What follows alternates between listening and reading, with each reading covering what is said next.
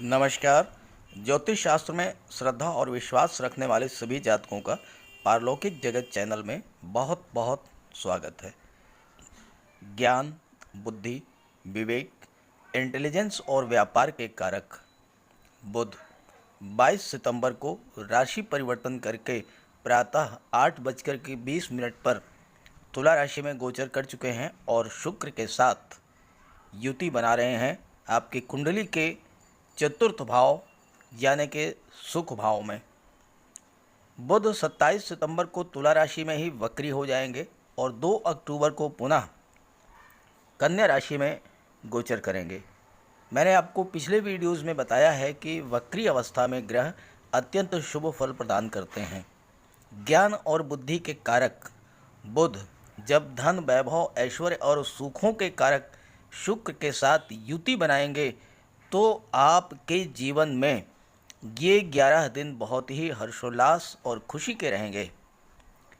अचानक से बड़ा लाभ, बड़ा पैसा, बड़ा धन, अचानक शेयर मार्केट से बहुत बड़ा लाभ हो जाए, व्यापार में बड़ा लाभ हो जाए, रियल इस्टेट से बड़ा पैसा आ जाए, आपको जॉब मिल जाए, शादी ब्याह के रिश्ते तय हो जाएं, ये सब बड़ी घटनाएं इन 11 दिनों में होंगी। ज्योतिष शास्त्र में इस बात का बहुत अधिक महत्व होता है कि कोई भी ग्रह किस भाव में गोचर कर रहा है। अगर कोई शुभ ग्रह शुभ भाव में गोचर करे तो कहना ही क्या है। बुध और शुक्र दोनों ही बहुत ही शुभ ग्रह हैं और अत्यंत शुभ भाव कुंडली के सुख भाव में गोचर कर रहे हैं, तो ये आपके जीवन में ये 11 दिन बहुत बड़े लाभ के रहेंगे। और सबसे बड़ी बात यह है कि चतुर्थ भाव में शुक्र दिग्बली होते हैं, बुध के साथ लक्ष्मी नारायण योग का निर्माण करेंगे और खुद शुक्र मालव्य राजयोग का निर्माण करेंगे। तो इस तरह से ये 11 दिन आपके जीवन में बहुत ही महत्वपूर्ण होंगे। तो आइए इसी पर बात करते हैं। वीडियो के अंत में मैं बात करूंगा उपाय और सावधानियों के बारे में, विवाह के योग के बारे में, नौकरी के योग के बारे में और साथ ही साथ आपके कमेंट्स को रिप्लाई करूंगा, आपकी शंकाओं का समाधान भी करूंगा। चलिए वीडियो शुरू करते हैं। तो ये है कर्क राशि के जातकों की कुंडली। बुध और शुक्र आपकी कुंडली के चतुर्थ भाव सुख भाव में 2 अक्टूबर तक गोचर करेंगे। यहाँ पर लक्ष्मी नारायण योग का निर्माण करेंगे। शुक्र सुख भाव में दिग्बली होते हैं और साथ ही साथ शुक्र चूंकि स्वराशि में है और केंद्र में गोचर कर रहे हैं तो मालव्य राजयोग का भी निर्माण करेंगे। तो ये 11 दिन आपके जीवन में अत्यंत महत्वपूर्ण होंगे। ज्योतिष शास्त्र में धन की प्राप्ति तभी होती है जब ग्रहों का प्रबल राजयोग बनता है, और अगर राजयोग बन जाए तो बहुत अधिक मात्रा में धन की प्राप्ति होती है, सुखों की प्राप्ति होती है, ऐश्वर्य और वैभव की प्राप्ति होती है। इसलिए भगवान ने हर व्यक्ति के लिए एक समय निर्धारित किया है और उसी निर्धारित समय पर उस व्यक्ति को लक्ष्मी की प्राप्ति होती है। लक्ष्मी का आगमन हर व्यक्ति के जीवन में होता है। अब ये आप पर निर्भर करता है कि आपको इस समय की जानकारी हो पाती है या नहीं, और अगर आपको जानकारी हो जाती है तो क्या आप उस समय का सदुपयोग कर पाते हैं, क्या उस समय में आप परिश्रम कर पाते हैं, आपने जो योजनाएं बना रखी हैं क्या आप उन योजनाओं को कार्य रूप में परिणित कर पाते हैं। ये जो योग बनते हैं ये इन्हीं योग में आपने चाहे बिजनेस हो, चाहे नौकरी हो, चाहे कोई भी प्रोफेशन हो, आपने जो प्लानिंग कर रखी है उस प्लानिंग को इम्प्लीमेंट करने का बेस्ट टाइम यही होता है। अगर आपने ऐसे समय में अपनी योजनाओं को अमली जामा पहना दिया तो निश्चित रूप से आपको पूरी सफलता मिलेगी, पूरा लाभ मिलेगा। चलिए बात कर लेते हैं बुध के चतुर्थ भाव में गोचर के क्या शुभ फल आपको प्राप्त होंगे। कुंडली के चतुर्थ भाव का संबंध माता, भूमि, भवन और सुखों से होता है। चतुर्थ भाव से व्यक्ति की मन स्थिति और संपत्ति के बारे में भी विचार किया जाता है। चतुर्थ भाव में बुध के स्थित होने से आप में नेतृत्व के गुण विकसित होंगे या आप विशेष अधिकार प्राप्त कोई अधिकारी होंगे। धन की कोई कमी नहीं होगी। वस्त्र, आभूषण, मकान, संपत्ति, वाहन, इन सब का सुख प्राप्त होता है। चतुर्थ भाव में स्थित बुध के प्रभाव से आप दूसरे लोगों के साथ अच्छे संबंध बनाएंगे। चूँकि बुध वाणी और बुद्धि के कारक हैं, तो आप अपनी वाणी और अपनी बुद्धि के कारण दूसरों को अपने वश में कर लेंगे, दूसरों को प्रभावित करेंगे। बुध एक सामाजिक ग्रह है और चतुर्थ भाव जनता का होता है। तो चतुर्थ भाव में बुध के स्थित होने से ऐसे जातक एक जन समूह का नेता हो सकता है। यानी अगर आपकी राजनीति में रुचि है तो जो लोग राजनीति में हैं उन्हें बहुत बड़ा लाभ होगा। इस गोचर काल में राजनीति में उच्च पद प्राप्त हो सकता है, राजनीति में बहुत आगे जा सकते हैं। चतुर्थ भाव के बुध के कारण आपका मन साफ रहेगा, शुद्ध रहेगा, आपके अंदर अच्छे विचार आएंगे। और बुध और शुक्र चूँकि लक्ष्मी नारायण योग का निर्माण कर रहे हैं, तो आपको सुसज्जित वेल डेकोरेटेड घर मिलेगा रहने के लिए। चतुर्थ भाव माता का भी होता है। बुध के और शुक्र के प्रभाव से माता का स्नेह प्राप्त होगा, माता का आशीर्वाद प्राप्त होगा। और चूँकि बुध की दृष्टि दशम भाव पर पड़ रही है और दशम भाव पिता का होता है, तो माता और पिता दोनों का आशीर्वाद आपको प्राप्त होता है। बुध के बारे में आपको बताऊं कि बुध का रंग हरा है। संसार में जितनी भी हरियाली है वो बुध के कारण है। हरियाली के कारक ही हैं बुध। चतुर्थ स्थान भूमि, बगीचे, बाग का भी कारक होता है।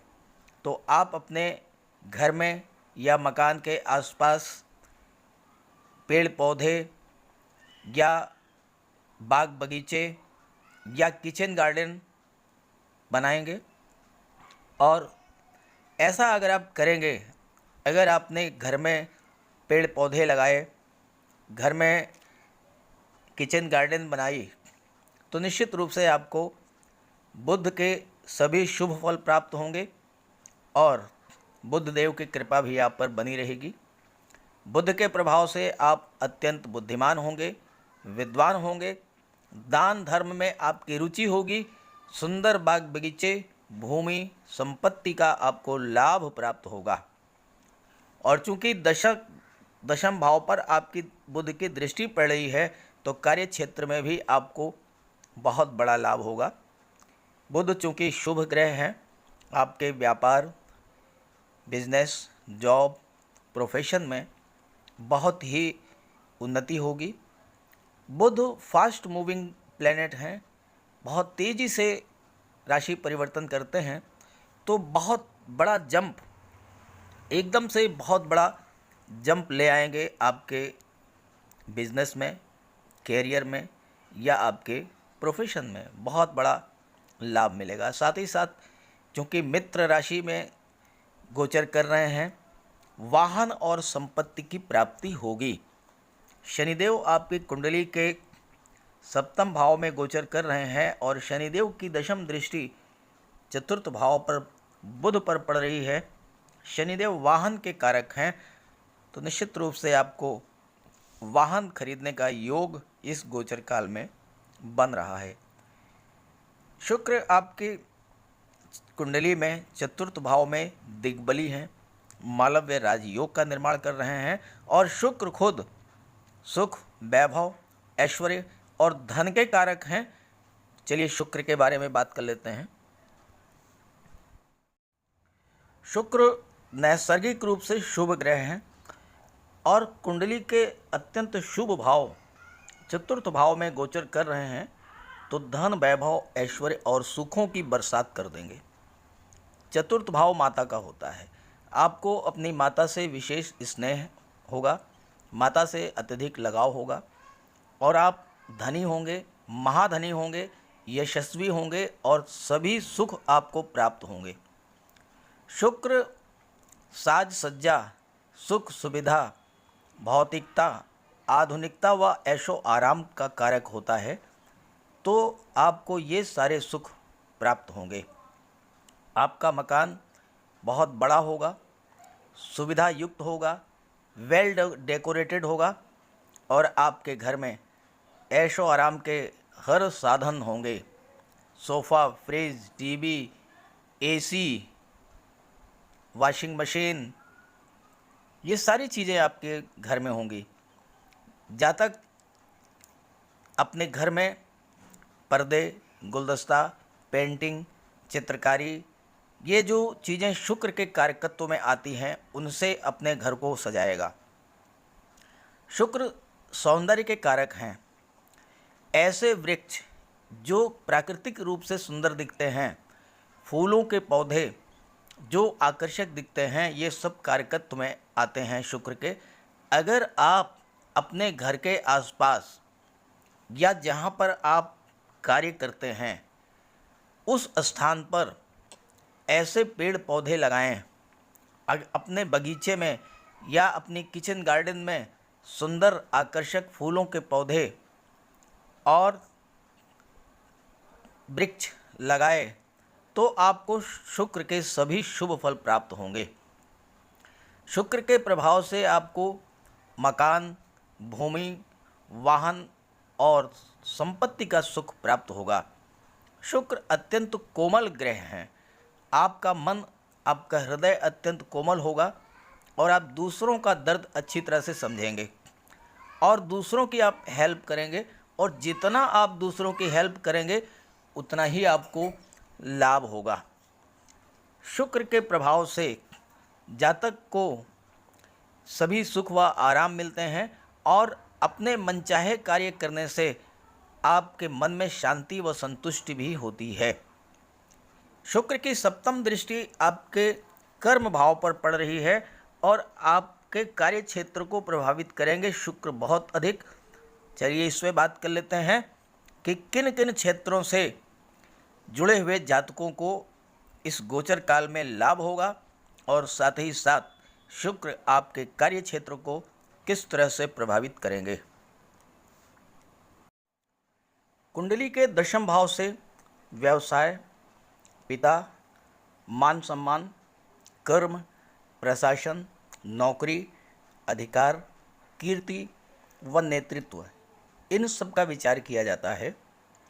दशम भाव पर शुक्र की दृष्टि पड़ने से आप अत्यंत प्रभावशाली होंगे, सोशल होंगे और आपके नाम, यश में वृद्धि होगी। दशम भाव कर्म का भाव होता है और शुक्र सौंदर्य के कारक हैं। ऐसे जातक जो कि सौंदर्य को बढ़ाने वाली वस्तुएं जैसे जेम्स, ज्वेलरी, ऑर्नामेंट्स, सोना, चांदी, हीरे, जवाहरात, मोती, माणिक्य के जेवरात बनाते हैं, विक्रय करते हैं। फैशन डिज़ाइनिंग, ड्रेस डिज़ाइनिंग के कार्य से जुड़े हुए हैं। महिलाओं की खूबसूरती बढ़ाने के लिए मेकअप व श्रृंगार की वस्तुएं जो बनाते हैं या जो इसका व्यापार करते हैं। साथ ही साथ जो जातक कला और सुख सुविधा, ऐशो आराम की महंगी वस्तुएं, सजावट का सामान, इन सब का निर्माण करते हैं, इनका व्यापार करते हैं, इनको बहुत बड़ा लाभ होगा।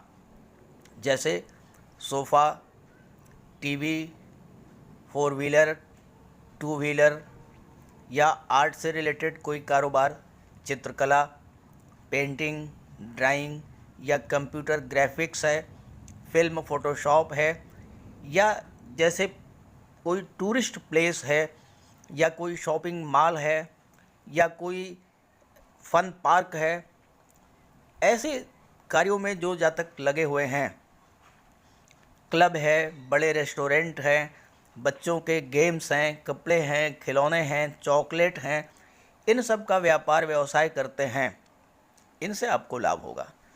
दशम भाव पिता का भी होता है और दशम भाव में शुक्र की दृष्टि पड़ने से पिता से सुख मिलता है और पिता का सहयोग भी प्राप्त होता है। अपने पिता से आपके बहुत ही अच्छे संबंध होंगे, पिता की आप सेवा करेंगे, सम्मान करेंगे और अत्यंत उदार होंगे, आप मिलनसार होंगे और बहुत ही लोकप्रिय होंगे। आपकी कुंडली में एक और भी बहुत महत्वपूर्ण राजयोग बन रहा है और सप्तम भाव में बन रहा है देवगुरु का नीच भंग राजयोग। आइए इसके बारे में भी बात करते हैं। कुंडली के सप्तम भाव में देवगुरु नीच भंग राजयोग का निर्माण कर रहे हैं 14 सितंबर से 21 नवंबर तक। इसके बारे में मैंने एक वीडियो अपलोड कर दिया है, विस्तार से उसमें चर्चा की है, उसे आप ज़रूर देखिएगा, लिंक दे दिया है डिस्क्रिप्शन बॉक्स में।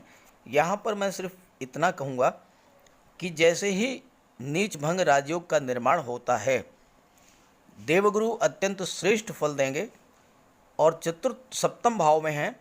सप्तम भाव आपके पारिवारिक जीवन, लव लाइफ और पार्टनरशिप का होता है, तो आपका पारिवारिक जीवन बहुत ही सुखमय होगा। ज्योतिष शास्त्र के अनुसार जिस जातक की कुंडली में ये राजयोग बनता है वो चक्रवर्ती धर्मात्मा राजा भवेत, अर्थात अत्यंत ऐश्वर्यशाली, धनवान और उच्च पद को प्राप्त करने वाला होता है। इन 11 दिनों में बहुत ही बेहतर आपकी कुंडली में योग बन रहे हैं।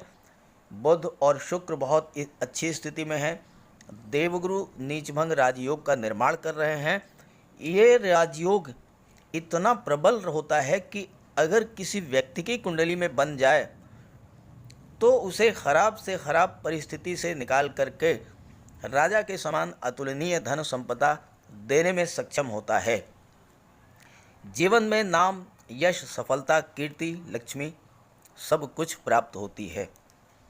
अब आप अक्सर ये प्रश्न करते हैं कि कुंडली में सब कुछ बेहतर है लेकिन रिजल्ट नहीं आ रहा है।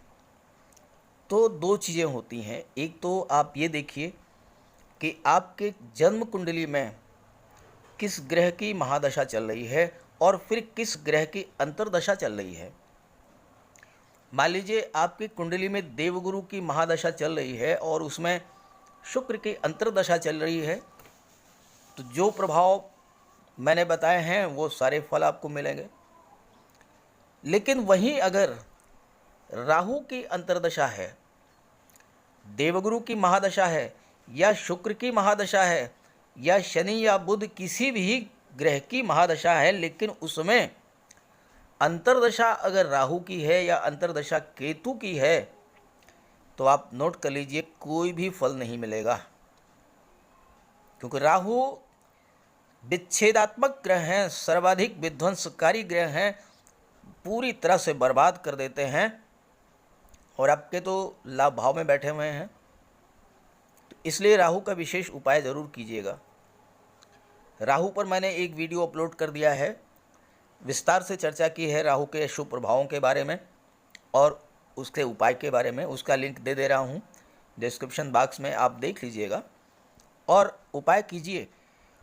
अगर आपको लाभ होता है तो कमेंट करके ज़रूर बताइएगा, जिससे कि और भी आपके जो साथी हैं, आपके जो मित्र हैं, वो भी उपाय करें, अपने जीवन में जितनी भी दिक्कतें आ रही हैं उसे दूर करें। बात कर लेते हैं विवाह और शिक्षा योग के बारे में। जहाँ तक सरकारी नौकरी की बात है तो सूर्य आपकी कुंडली के पराक्रम भाव में गोचर कर रहे हैं। सूर्य की दृष्टि भाग्य भाव पर पड़ रही है। भाग्य भाव के स्वामी हैं देवगुरु बृहस्पति और देवगुरु बृहस्पति राजयोग का निर्माण कर रहे हैं। तो सरकारी नौकरी के लिए इससे बेहतर स्थिति क्या होगी। वैसे मैंने सरकारी नौकरी के योग पर एक वीडियो बना रखा है, उसका लिंक दे दूंगा डिस्क्रिप्शन बॉक्स में, आप वहां से समझ लीजिएगा।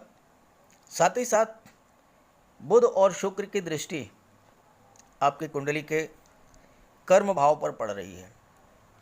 तो ऐसे क्षेत्र जो कला से जुड़े हुए हैं, आर्ट, म्यूज़िक, डांस, लेखन, अभिनय, ड्राइंग, पेंटिंग या पत्रकारिता, सोशल मीडिया या फिल्म इंडस्ट्री या फिर टीवी सीरियल्स या इस तरह के आर्ट से, कला से जुड़े हुए जो भी कार्य हैं, उनमें आपको जॉब मिल सकती है। जहाँ तक विवाह की बात करें तो विवाह के कारक देवगुरु आपकी कुंडली के सप्तम भाव में गोचर कर रहे हैं। शुक्र आपकी कुंडली में सुख भाव में गोचर कर रहे हैं, तो इससे बेहतर विवाह का योग बन ही नहीं सकता है। आइए उपाय की बात कर लें। शुक्र का उपाय कर लें, माता लक्ष्मी की पूजा करें। और लक्ष्मी नारायण योग बन रहा है, इसलिए भगवान विष्णु और माता लक्ष्मी की अगर आप पूजा करेंगे तो माता लक्ष्मी अस्थायी रूप से आपके घर में निवास करेंगी, धन की कमी कभी नहीं होगी। महिलाओं का सम्मान करें। छोटी बच्ची आपके घर में कोई होगी, आपकी बेटी है, बहन है, भतीजी है, कोई ना कोई उपहार आप उसके लिए लाएं। जब भी घर से बाहर से आएँ, घर में कुछ भी है, टॉफ़ी, खिलौने, मिठाई, बिस्किट, नमकीन, कोई ना कोई चीज़ जो है आप उसके लिए लाते रहें। किसी जॉब के लिए, किसी इंटरव्यू के लिए, किसी बिजनेस डील के लिए, किसी अच्छे कार्य के लिए आप जा रहे हैं, तो घर में जो कन्या है उसे कोई उपहार दे करके जाएं। कुछ पैसे उसके हाथ में रख दें, कोई खिलौना ला दें उसके लिए, कुछ मिठाई दे दें या वस्त्र दे दें, तो निश्चित रूप से आपको अपने कार्य में सफलता मिलेगी। अब आइए बात कर लेते हैं आपके कमेंट्स की। मेरे पिछले वीडियोस पर आप लोगों के जो कमेंट्स हैं, वो ज़्यादातर कमेंट्स जीवन में आ रही विभिन्न समस्याओं को लेकर के हैं। जैसे कॉम्पिटिटिव एग्ज़ाम्स की तैयारी कर रहे हैं, लगातार प्रयास कर रहे हैं, लेकिन अंतिम स्टेज तक पहुंचने के बावजूद, बॉर्डर तक पहुंचने के बावजूद सफलता नहीं मिल पाती। व्यापार में लगातार घाटा हो रहा है, या नौकरी में आप हैं लेकिन वहाँ पर दिक्कत हो रही है, नौकरी में आपको अनचाहे जगह पर ट्रांसफ़र कर दिया गया है, बॉस से आपकी नहीं बन रही है, या वर्कलोड बहुत ज़्यादा है, या इस तरह से आपके ऊपर प्रेशर है कि आप मानसिक रूप से बहुत परेशान हैं। स्वास्थ्य ठीक नहीं रहता है, इलाज कराते हैं, डॉक्टर के पास जाते हैं, डॉक्टर दवा देता है लेकिन लाभ नहीं होता, या कुछ दिनों के लिए लाभ होता है और उसके बाद फिर से वही स्थिति हो जाती है। धन की हानि हो रही है, कोर्ट कचहरी के चक्कर लग रहे हैं, तो आप ये समझ लीजिए कि इसके कारक राहु और केतु। आप अपनी जन्म कुंडली देखिए, उसमें महादशा किसकी चल रही है, अंतर्दशा किसकी चल रही है। राहु या केतु की अंतर्दशा चल रही हो या महादशा चल रही हो, या राहु और केतु अशुभ भाव में बैठे हैं, या राहु और केतु पर अशुभ ग्रहों की दृष्टि पड़ रही है, या राहु और केतु अशुभ ग्रहों के साथ बैठे हैं, तो ये सारी समस्याएं आपके जीवन में आएंगी, निश्चित रूप से आएंगी। आप राहु का उपाय कर लें और करके देखिए, विद इन ए वीक आपको रिजल्ट मिलेगा। मैंने एक वीडियो अपलोड किया है, सारे उपाय मैंने बता रखे हैं, उसको आप देख लीजिएगा, लिंक दे दिया है डिस्क्रिप्शन बॉक्स में। सिर्फ इतना कहूँगा यहाँ पर कि आप एक मोरपंख रखें, घर के मेन गेट पर मोरपंख लगा दें, बेडरूम में, स्टडी रूम में, ड्राइंग रूम में मोरपंख रखें। जहाँ पर आप कार्य करते हैं उस स्थान पर भी मोर का पंख रखें। निश्चित रूप से आपको राहु के अशुभ प्रभावों से मुक्ति मिलेगी। तो ये जानकारी, ये वीडियो अगर आपको अच्छा लगे तो अपने साथियों को भी ज़रूर शेयर कर दीजिएगा। सभी ग्रहों के कृपा दृष्टि आप पर बनी रहे, इसी भावना के साथ आप सभी का बहुत बहुत धन्यवाद। नमस्कार।